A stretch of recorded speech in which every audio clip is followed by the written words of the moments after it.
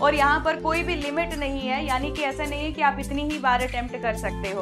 और previous year question से एक बेसिक आइडिया हमें एग्जाम के बारे में 150 मार्क्स है और इनको सॉल्व करने का आपका जो टाइम है, जो ड्यूरेशन है, that is 120 minutes. MS office, storage devices, internet, email, operating system, जितने भी इंपॉर्टेंट अपडेट्स हैं ये इन्हीं सारी वेबसाइट्स में आपको देखने को मिलेंगे। जो टोटल वैकेंसीज देखिएगा that is 7,934 vacancies. Hello everyone, welcome to engineers वाला।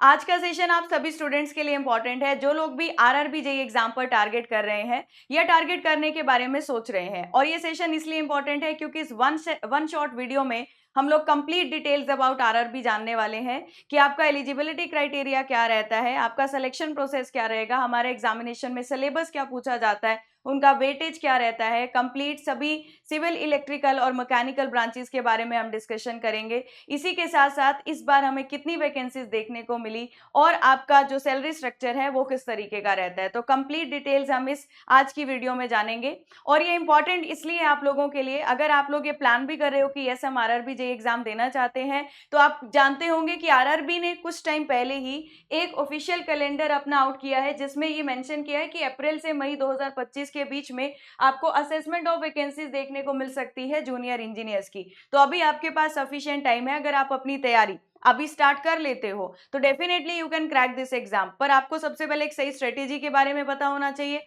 और आपको कंप्लीट जो सिलेक्शन प्रोसेस है और उसमें जो आपका सिलेबस इंक्लूड है, उनका क्या वेटेज है, उसके बारे में भी आपको पता रहना चाहिए। तो चलिए आइए स्टार्ट करते हैं। सबसे पहले बात करेंगे हम लोग आज एलिजिबिलिटी क्राइटेरिया की। एलिजिबिलिटी में भी बात आती है कि educational qualification and next one is your age criteria. तो सबसे पहले ये दो बातें करेंगे। नेक्स्ट हम RRB सिलेक्शन प्रोसेस क्या रहता है, एग्जाम पैटर्न क्या रहता है, आपके सिलेबस के बारे में बात करेंगे, डिफरेंट रेलवे के कौन कौन से जोन्स हैं जिसमें आप लोग अप्लाई कर सकते हो, और जब आप जूनियर इंजीनियर की पोस्ट पर जाओगे तो आपको कितनी बेसिक सैलरी जो है वहां देखने को मिलेगी। तो सबसे पहले अगर मैं बात करती हूँ एलिजिबिलिटी क्राइटेरिया में एजुकेशनल क्वालिफिकेशन की, अगर आप लोगों ने अपने BE और BTech या फिर डिप्लोमा कर रखा है civil engineering, mechanical engineering, computer science, production, automobile, electrical, electronics, instrumentation, इन सभी रिस्पेक्टिव ब्रांचेस से, तो आप एलिजिबल हो RRB JEE एग्जाम के लिए। और यहाँ पर कोई भी लिमिट नहीं है, यानी कि ऐसा नहीं है कि आप इतनी ही बार अटेम्प्ट कर सकते हो। तो यहाँ there is no attempt limit, ये बात का भी ध्यान रखना है। पर यहाँ एक बड़ी ही इंपॉर्टेंट बात, अगर आप फाइनल ईयर स्टूडेंट्स हैं और आपका अभी तक रिजल्ट नहीं आया है, जब भी आपका RRB का फॉर्म फिल किया जाएगा उसकी लास्ट डेट से पहले आपके पास आपका रिजल्ट होना चाहिए, तभी आप एलिजिबल हो, अदरवाइज आप एलिजिबल नहीं हो इस एग्जामिनेशन के लिए। इस बात का ध्यान रखेंगे। Final year students of degree and diploma are not eligible. अब हम एज क्राइटेरिया की बात करते हैं, तो यहाँ पर मिनिमम एज आपकी 18 years and maximum age age पर जो आपका 2024 का नोटिफिकेशन था RRB का, मैक्सिमम एज इज 36 ईयर्स। और ये 3 साल का रिलैक्सेशन सबको दिया है RRB ने, क्योंकि ये कोविड पेंडेमिक की वजह से अगर एज रिलैक्सेशन किसी का आगे निकल गया है तो यहाँ पर वो रीजन भी मेंशन किया गया है, इसलिए RRB ने ये डिसाइड किया है कि 3 साल का जो रिलैक्सेशन है वो आप सबको मिलेगा। तो 18 to 36 ईयर्स जो है आपकी एज लिमिट है। इसके बाद हम यहाँ पर बात करेंगे कि आपका एज रिलैक्सेशन डिपेंड करेगा आप कौन सी कैटेगरी में आते हैं। जैसे अगर आप SC ST कैटेगरी से बिलोंग करते हो तो आपका 5 साल का एज रिलैक्सेशन देखने को मिलता है। OBC 3 years, ex serviceman who have put in more than 6 month service after attestation, या पर्सन विद बेंचमार्क डिसेबिलिटीज, अगर उसमें भी आपका फर्दर अनरिजर्व्ड OBC या SC ST कैटेगरी है तो 10 साल, 13 और 15। तो यहाँ से आप अपना पर्टिकुलर कैटेगरी या कम्युनिटी चेक कर सकते हैं, उसके अकॉर्डिंग आपको यहाँ पर एज रिलैक्सेशन देखने को मिल जाएगा। और जनरली मैं बात करूं तो minimum age is 18 years and maximum is 36 years for all other categories. ठीक है, अगर आप लोग अनरिजर्व कैटेगरी से हैं। अब मैं सिलेक्शन प्रोसेस पर बात करती हूँ। सिलेक्शन प्रोसेस आपकी जनरली यहाँ पर 3 स्टेजेस होती हैं। First stage is your CBT 1। CBT 1 आपका एक सबसे पहले एग्जाम करवाया जाएगा और उस एग्जाम में कौन कौन से आपके CBT 1 में सिलेबस और कौन कौन से सब्जेक्ट्स यहाँ पर पूछे जाते हैं, सबसे पहले हम उसके बारे में बात करेंगे। आप जब CBT 1 क्वालिफाई कर लेते हो देन आप CBT 2 एग्जाम दे सकते हो। CBT 1 सिर्फ एक क्वालिफाइंग आपका एग्जाम रहने वाला है, इसके मार्क्स सीबीटी 2 में या फाइनल आपके ऐड कहीं पर भी नहीं होंगे। तो आपको सीबीटी 1 बस क्वालिफाई करना होगा। नेक्स्ट बात करते हैं, जब आप सीबीटी 2 एग्जाम निकाल लेते हो जो आपका फाइनल रिजल्ट डिसाइड करेगा, उसके बाद आपका डॉक्यूमेंट वेरिफिकेशन और मेडिकल होगा और उसके बाद आपको फाइनल कॉल लेटर आएगा। तो सबसे पहले हम लोग बात करते हैं आपका सीबीटी 1 टेस्ट के बारे में। तो आपका देखिएगा जो आरआरबी जेईई सीबीटी 1 जो आपका पहला पेपर रहने वाला है उसमें टोटल 100 क्वेश्चंस होंगे। 100 क्वेश्चंस में सभी क्वेश्चन एक नंबर कैरी करते हैं, 1 मार्क्स फॉर ईच क्वेश्चन। और अगर आप कोई आंसर गलत कर देते हैं तो यस यहाँ पर नेगेटिव मार्किंग भी देखने को मिलती है 1/3। और यहाँ पर देखिए mathematics, general intelligence, reasoning, awareness, general science, ये कुछ सब्जेक्ट्स, इनके यहाँ पर नंबर ऑफ क्वेश्चंस और मार्क्स भी मेंशन है। एक क्वेश्चन एक नंबर कैरी कर रहा है, तो उस अकॉर्डिंग आप देख लीजिए टोटल 100 क्वेश्चंस हैं और आपको 100 मार्क्स के यहाँ पर देखने को मिल रहे हैं। और इनको सॉल्व करने का जो टाइम दिया जाएगा दैट इज योर 90 मिनट्स। और जो आपका सीबीटी 1 एग्जाम होता है आरआरबी का, आपका इसमें किसी भी तरीके का जो कैलकुलेटर है वो अलाउड नहीं रहता है। तो आपका ये एग्जाम क्वालिफाइंग है जैसा मैंने आपको बताया। अब मैथमेटिक्स में देखिएगा आपका सिलेबस क्या रहता है, number system, decimal fraction, LCM, HCF, percentage, time work, time distance, profit loss, geometry. और ये सारा जो सिलेबस है डिटेल में आपको ऑफिशियल नोटिफिकेशन 2024 में जो आरआरबी की आई उसमें भी देखने को मिल जाएगा। तो ये सब टॉपिक्स हमारे मैथमेटिक्स के रहते हैं। इसके अलावा अवेयरनेस, जो जनरल अवेयरनेस है, इसमें आपको current affair, Indian geography, Indian polity, culture, history of India से related questions, Indian economy, sports हो गया, जनरल टेक्नोलॉजिकल डेवलपमेंट या साइंटिफिक डेवलपमेंट, ये सब चीजें कवर होती हैं। नेक्स्ट अगर हम लोग यहाँ पर बात कर लें रीजनिंग की, तो रीजनिंग में आपका देखिएगा जैसे वेन डायग्राम हो गया, डाटा इंटरप्रिटेशन हो गया, कोडिंग डिकोडिंग हो गया, तो ये सब सिलेबस आपका रहेगा जिसमें रिलेशनशिप्स भी हैं, एनालिटिकल रीजनिंग भी आएगी, क्लासिफिकेशन, डायरेक्शन बेस्ड क्वेश्चंस, आपके आर्ग्यूमेंट्स एंड एजम्पशंस, ये सभी टॉपिक्स यहाँ पर कवर किए जाते हैं। और अगर आप एसएससी जेईई एग्जाम के लिए भी प्रिपेयर कर रहे हैं तो एसएससी जेईई में भी अगर आप रीजनिंग पढ़ते हो तो वो रीजनिंग आपकी आरआरबी जेईई में भी हेल्पफुल आपके लिए होती है। इसके आगे बात करते हैं जनरल साइंस की। तो जो जनरल साइंस के लिए मेंशन किया गया है, आप लोगों ने अगर फिजिक्स, केमिस्ट्री और लाइफ साइंसेज जो 10th क्लास तक पढ़ी है, सीबीएसई बोर्ड के सिलेबस में जो मेंशन है, आपको उतना ही इन टॉपिक्स को कवर करके जाना है। बाकी एक बार आप प्रीवियस ईयर क्वेश्चंस देखिएगा, उस प्रीवियस ईयर क्वेश्चन से आपको एक लिमिट पता चल जाती है कि हाँ किन किन टॉपिक्स को हमें कितना कवर करना है, और प्रीवियस ईयर क्वेश्चन से एक बेसिक आइडिया हमें एग्जाम के बारे में मिल जाता है। तो आपका ये जनरल साइंस का मैंने आपको बता दिया, up to 10th standard CBSE का जो सिलेबस है, फिजिक्स, केमिस्ट्री, लाइफ साइंस आपको उतनी ही यहाँ पर कवर करनी है। इसके आगे देखिए बात करते हैं, अब आपने जब CBT 1 RRB JEE CBT 1 exam qualify कर दिया, अब आप सीबीटी 2 एग्जाम के लिए एलिजिबल हैं। अब सीबीटी 2 एग्जाम के लिए सबसे पहले देखो जो जनरल अवेयरनेस और फिजिक्स और केमिस्ट्री है, अगर आपने सीबीटी 1 के लिए अच्छे से पढ़ी है तो वही आप लोगों की हेल्पफुल रहेगी for RRB JEE CBT 2 exam. तो आपके यहाँ पर 15 क्वेश्चंस और ये 15 फिजिक्स एंड केमिस्ट्री के होंगे, तो इसका मतलब 30 क्वेश्चंस तो आपके जो आपने सीबीटी 1 की तैयारी की है वहीं से आपके लिए हेल्पफुल हो गए। इसके बाद मैं बात करती हूँ, यहाँ पर टेक्निकल एबिलिटी पूछा जाता है, टोटल 100 क्वेश्चंस होते हैं और 100 मार्क्स, यानी कि हर एक क्वेश्चन एक नंबर कैरी करेगा। इसके अलावा यहाँ कुछ सब्जेक्ट्स आपको अलग देखने को मिलते हैं, जैसे कंप्यूटर एप्लीकेशंस बेसिक और एनवायरनमेंट एंड पॉल्यूशन बेसिक्स, जिसके 10 क्वेश्चन फिक्स हैं और 10 मार्क्स यहाँ पर पूछे जाएंगे। कंप्यूटर एप्लीकेशन बेसिक्स 10 क्वेश्चन और 10 मार्क्स, तो टोटल मिलाकर बन गए 150 क्वेश्चन। 150 क्वेश्चंस हैं, 150 मार्क्स है, और इनको सॉल्व करने का आपका जो टाइम है, जो ड्यूरेशन है, दैट इज 120 मिनट्स। तो अगर आपने ऊपर वाले ये दो पार्ट सीबीटी 1 में अच्छे से पढ़े हैं, सीबीटी 2 में आपके लिए हेल्पफुल होंगे। आपका टेक्निकल एबिलिटी, अगर आप किसी भी स्टेट जेईई के लिए प्रिपेयर कर रहे हो, एसएससी जेईई के लिए प्रिपेयर कर रहे हो, वो आपको आरआरबी जेईई में भी जरूर हेल्प करेगा। अब इसके आगे हम बात करते हैं कंप्लीट डिटेल में सिलेबस की। तो आपका जो ये सिलेबस जनरल अवेयरनेस, फिजिक्स और केमिस्ट्री का रहता है, ये सेम ही रहेगा जो आप लोगों का आरआरबी जेईई सीबीटी 1 का था। अब हम बात करेंगे कंप्यूटर एप्लीकेशन बेसिक्स, एनवायरनमेंट, इन सब के सिलेबस के बारे में।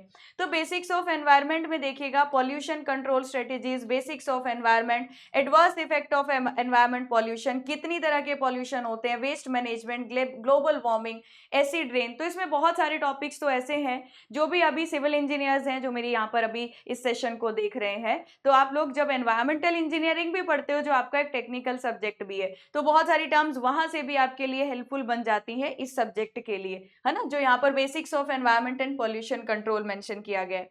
इसके अलावा कंप्यूटर बेसिक्स में आपको computer and their architecture, input output devices के examples, MS office, storage devices, internet, email, operating system, ये सब चीजों के बारे में बेसिक चीजें पढ़नी है। और ये आप प्रीवियस ईयर क्वेश्चंस देखिएगा, वहां से आपको एक अच्छा हिंट मिलेगा कि किस तरीके से प्रिपेयर करना है। अब मैं टेक्निकल एबिलिटी की बात करूं तो डिफरेंट ब्रांचेस जो यहाँ पर मेंशन की गई है ये सब एलिजिबल होते हैं for RRB JEE CBT 2 exam. लेकिन अगर मैं बात करूं, अभी मेनली मैं सिविल इंजीनियरिंग, मैकेनिकल और इलेक्ट्रिकल इंजीनियरिंग के जो सिलेबस है उसके बारे में यहाँ पर डिटेल में डिस्कशन करने वाली हूँ। और बाकी लोग अपना जो डिटेल सिलेबस है वो अपने आरआरबी जेईई जो आरआरबी जेईई का 2024 का नोटिफिकेशन है ना, आप वहां से चेक कर सकते हैं। अब सबसे पहले मैं बात करती हूँ सिविल इंजीनियरिंग ब्रांच की। तो सिविल इंजीनियरिंग के जो टोटल आपका सिलेबस है वो इन्होंने 20 सेक्शंस में डिवाइड किया हुआ है। जैसे यहाँ पर आपका बिल्डिंग कंस्ट्रक्शन अलग लिखा हुआ है, कंस्ट्रक्शन ऑफ सब स्ट्रक्चर अलग दिया है, सुपर स्ट्रक्चर अलग दिया है, बिल्डिंग का मेंटेनेंस, उसके बाद कंक्रीट टेक्नोलॉजी। तो ये बहुत बड़ा पार्ट है जिसमें आपका बिल्डिंग कंस्ट्रक्शन, उसका मेंटेनेंस, सुपर स्ट्रक्चर, सब स्ट्रक्चर, और इसका वेटेज भी बहुत ज्यादा रहता है। अप्रॉक्सीमेट मतलब आपको 15 से 16 क्वेश्चन एवरेज एक शिफ्ट में यहाँ से देखने को मिल जाते हैं।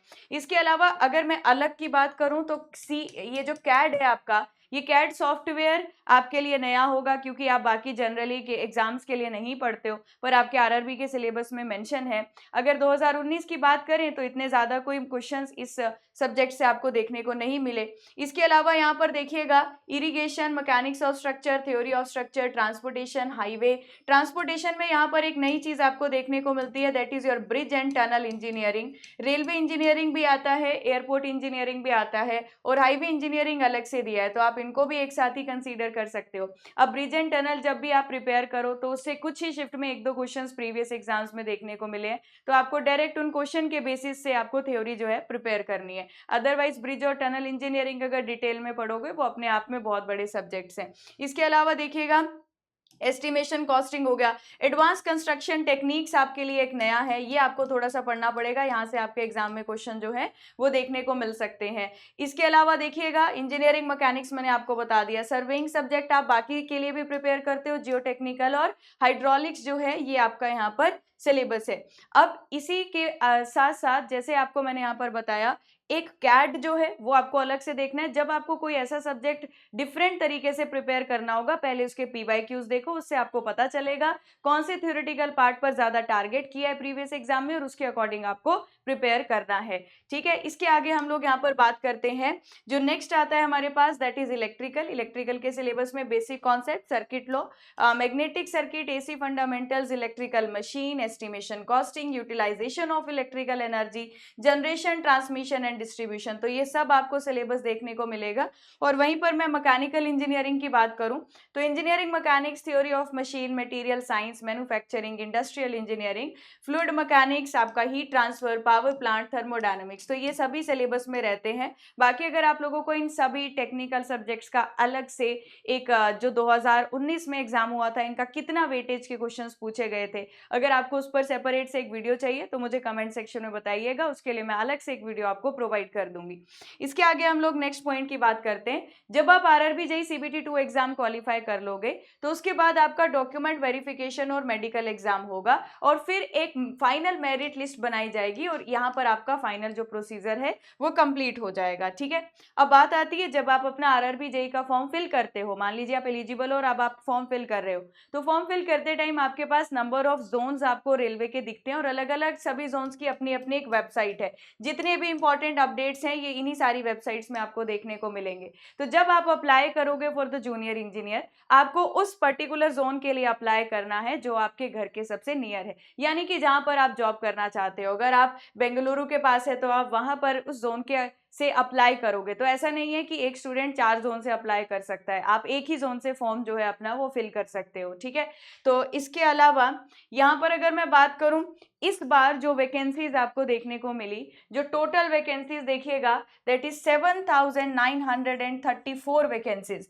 और मैं आपको बता देती हूँ आरआरबी में जब भी वैकेंसीज आती है अच्छी नंबर ऑफ वैकेंसीज देखने को मिलती है, मतलब एक बहुत अच्छा ऑप्शन होता है हमारे पास कि अगर आपने तैयारी अच्छे से करी है तो हमारा एग्जाम निकल जाए, और यस इतनी सारी वैकेंसीज अगर हैं तो हमारे सिलेक्शन होने के जो चांसेस है वो भी अच्छे खासे रहते हैं। अब यहाँ पर अगर सैलरी की बात करें तो आपका ये मैंने जो स्क्रीनशॉट लगा रखा है ये आपका 2024 का जो आपका नोटिफिकेशन आया था वहां से मैंने लिया है। तो जूनियर इंजीनियर पे लेवल जो यहाँ पर मेंशन किया गया है ये आपका लेवल 6 की पोस्ट है और जो आपका इनिशियल पे देखने को मिलेगी दैट इज 35,400 और एज क्राइटेरिया तो मैंने आपको ऑलरेडी बता दिया था।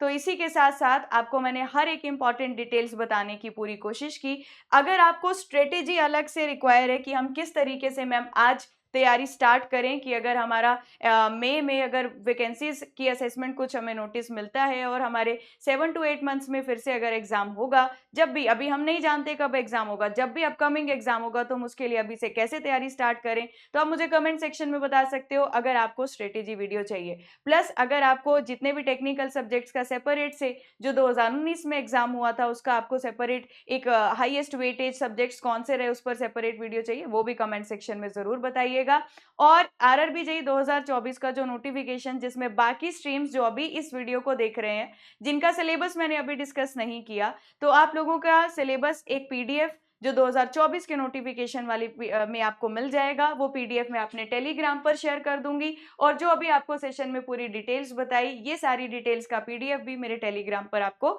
मिल जाएगा। मेरा टेलीग्राम ग्रुप आप ज्वाइन कर सकते हैं, Simran ma'am PW। And I hope आपकी बहुत सी चीजें आपको क्लियर हुई होंगी regarding your selection process, your salary structure. चलिए तो मिलते हैं किसी एनी अदर सेशन में। अच्छे से तैयारी करिए, अच्छे से पढ़ाई करिए। All the very best.